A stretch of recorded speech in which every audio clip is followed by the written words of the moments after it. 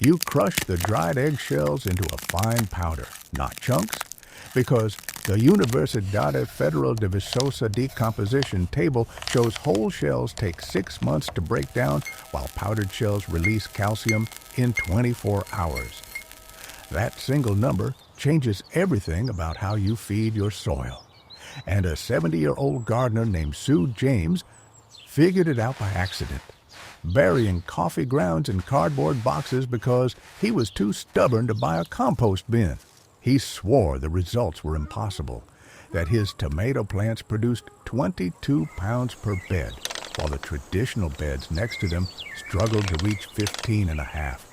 And the agronomists told him cardboard would kill the soil, trap moisture, and attract every pest within a mile radius. But here's what nobody talks about when they dismiss cardboard gardening as a fad for lazy amateurs, the official story that gets repeated in every extension office pamphlet and weekend workshop. Most gardeners believe that cardboard creates a barrier that suffocates the ground, that the inks and glues leach heavy metals into your vegetables, and that you have to wait at least one full season for the material to break down before you can plant anything edible. The chemical industry has spent decades telling you that synthetic fertilizers are the only reliable path to a productive garden. And the idea of using a discarded shipping box as the foundation of your soil ecosystem sounds like a fringe experiment from someone who also believes in moon planting and crystal grids. Stop for a second and think about the moment you first heard this technique. Maybe from a neighbor whose garden ผนึก looks ฐานะไหน suspiciously lush ทุนนามิเล while กอ yours ชัย was wilted ทำไปเท่า in พ the นิง same sun and rain. น้ำถูกเพลงเทค You probably dismissed it as another internet myth, another shortcut that sounds too good to be true, and you went back to your bag of chemical fertilizer because at least you knew what was inside it. But Seu James had something you did not have, which was decades of stubborn trial and error and absolutely no patience for expert opinions that contradicted what he saw with his own eyes. He buried the cardboard after soaking it with a garden hose until the fibers went soft and pliable, the same way you would wet a sponge before wiping down a counter, and he covered it with 3 inches of compost and shredded leaves. The first crack, in the official story, came when he measured the soil moisture under those boxes, because the cardboard acted like a lid on a pot of boiling water, trapping every drop of rain and irrigation and preventing evaporation by 75% compared to the bare soil next to it. You still with me? Because this next part is where the evidence starts piling up and the contradictions become impossible to ignore. That feeling you just had, that moment when you realize the official story might be hiding something, that is the exact moment you know you're on the right trail. Subscribe if you want to keep following these contradictions to their source, because every box you lay down reveals another layer of truth the experts never told you. And in the comments, type contradiction, because that is what makes a gardener stop guessing and start knowing.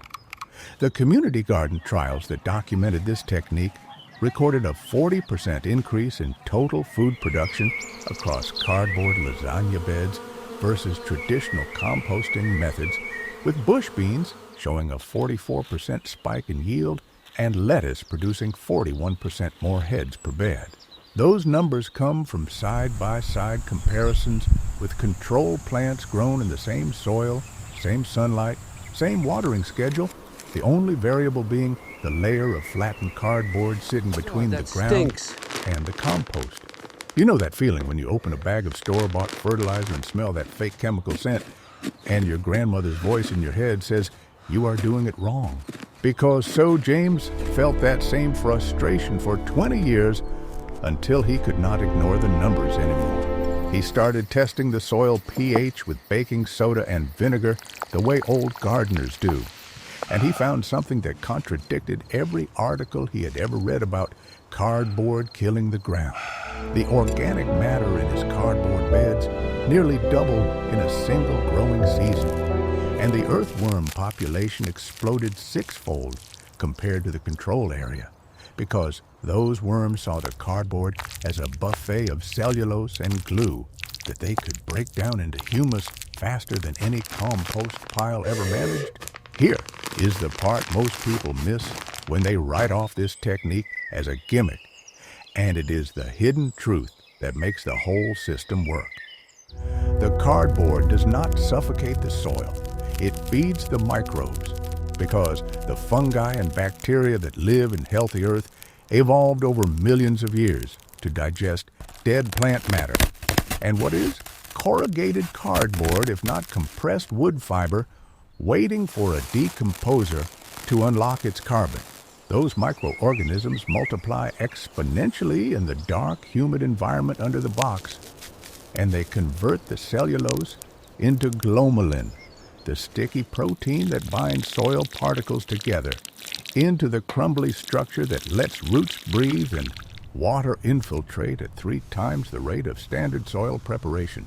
The ESALCA/USP study from 2019 measured this exact phenomenon, and they found that the microbial biomass under cardboard mulch increased by 78%, which is the kind of number that makes you wonder why every extension agent is not shouting it from the rooftops. Those numbers are your proof that the soil has been talking all along, and you just needed someone to translate. Subscribe so you do not miss the next study that turns a kitchen scrap into a soil secret. Because the evidence keeps piling up faster than the experts can deny it. Drop the number 78 in the comments if you want to remember what the real growth looks like. But there is a trap hidden in this technique, and you need to know about it before you start tearing open your Amazon deliveries and scattering them across your garden beds. Not every cardboard box belongs in the soil, because the colored inks used in glossy marketing packaging contain heavy metals that the CTESB report from 2012 identified as hazardous, and the shiny coating on cereal boxes and frozen food packages resists decomposition for years. You must use only plain brown corrugated cardboard, the kind without graphics or labels or glossy finishes, and you have to remove every piece of tape, sticker, and staple, because those synthetic materials will not break down, and your soil will end up looking like a landfill after a decade of accumulation.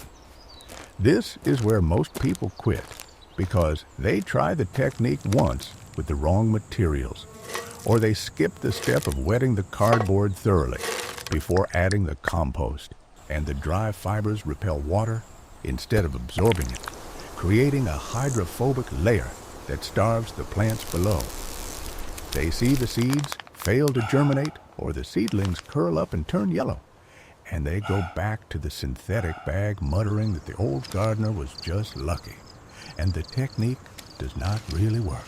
But Seu James watched this happen to 3 of his neighbors before he figured out the exact protocol that transforms cardboard from a loose sheet into a cohesive mat that molds to the contour of the ground and becomes indistinguishable from the soil within weeks.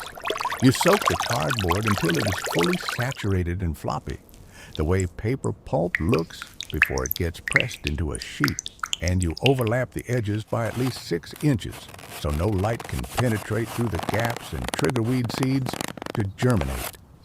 Then you cover it with 2 to 4 inches of compost, and you plant immediately by cutting an X through both the cardboard and the underlying soil with a trowel, inserting your seedling directly into the earth like a surgeon making an incision. The cardboard does not need to decompose first, because the roots will grow right through the softened fibers, and by the time those roots reach the rich organic layer underneath, the cardboard has already begun feeding the microbial web that will sustain the plant for the entire season. Now imagine your own garden 3 days from now, standing under the humid morning sun with a stack of plain brown boxes at your feet and a garden hose in your hand. The earthworms already sensing the cellulose feast you're about to deliver. You know that feeling of watching a neighbor's plants tower over I yours ain't buying despite this both of you nonsense. planting the same variety on the same weekend? Look at these damn And you have plants. spent money on expensive fertilizers and soil amendments that never produced the results you expected. But here is what changes everything. Because the same technique that made Seu James look like a miracle worker in his community garden plot is based on principles that university studies have confirmed with numbers that leave no room for debate. The cardboard acts as a physical barrier that blocks sunlight from reaching weed seeds, eliminating the need for chemical herbicides or hours of hand pulling, and it holds moisture so effectively that gardeners using this method report spending 75% less time on watering and weeding combined. But the real magic happens in year 2 and beyond, when the fully decomposed cardboard has created soil that feels almost fluffy in your hands. The dark, crumbly texture that every gardener dreams of, but most never achieve because they do not understand the role of persistent carbon inputs in building soil structure. You could spend $100 on bagged compost and soil conditioner and still not replicate what a single season of cardboard lasagna can do for free, using material that most people pay to have hauled away from their own recycling bins. Here is the part that makes this technique so deeply satisfying to anyone who has ever felt lied to by the gardening industry. Because the truth is that the experts were not exactly wrong, but they were not exactly right either. They told you that synthetic fertilizers provide instant nutrition, which is technically true, but they did not tell you that those same salts kill the soil microbes that create long-term fertility, turning your garden into a chemical addiction that requires higher doses every season. The cardboard method does the opposite, delivering slow-release carbon that feeds the biology already living in your ground. And the more boxes you add, the richer the ecosystem becomes without any additional investment from you. You have probably been throwing away the best soil amendment your garden will ever receive, tearing open packages and tossing the cardboard into the recycling bin while your plants struggle through another season of mediocre growth.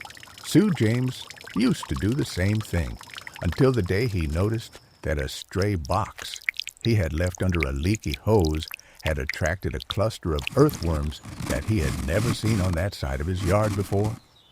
He started paying attention to the soil under every cardboard box he encountered, and he found the same pattern repeating: darkness and moisture and worm castings and a fungal smell that reminded him of the forest floor. And he realized that the modern gardener has been trained to overlook the most abundant free resource sitting in their own garage. The contradiction at the heart of this technique is that cardboard is both incredibly simple and incredibly specific, an everyday object that most people treat as disposable waste when it actually contains everything your soil needs to build itself from the ground up. You cannot buy this effect in a store because the value of cardboard lies in its structure, the air pockets between the corrugated layers that create channels for water and gas exchange, and the slow decomposition rate that keeps feeding microbes for months after you lay it down. The people who dismiss cardboard gardening as a hack for cheapskates are the same people who spend $200 a year on fertilizer and still wonder why their soil feels hard and lifeless when they dig into it with a trowel. That contrast is the whole reason this channel exists. To show you what the industry does not want you to know about the free resources sitting under your nose. But I think you already know it. Subscribe before you walk away, because the next technique will turn something else you are throwing away into your garden's best friend. In the comments, write free, because the best soil amendment has always been right there in your recycling bin.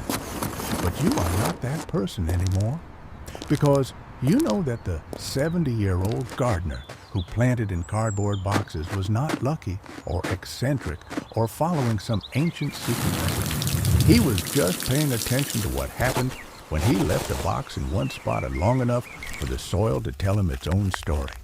And that story is written in the 40% yield increase and the 6-fold worm explosion and the 78% organic matter improvement that the studies confirmed years after he started doing it. The answer to the question of what grew in those cardboard boxes is not a specific vegetable or a particular variety. It is the soil itself, transformed from dust and clay and dead dirt into a living system that feeds everything that touches it.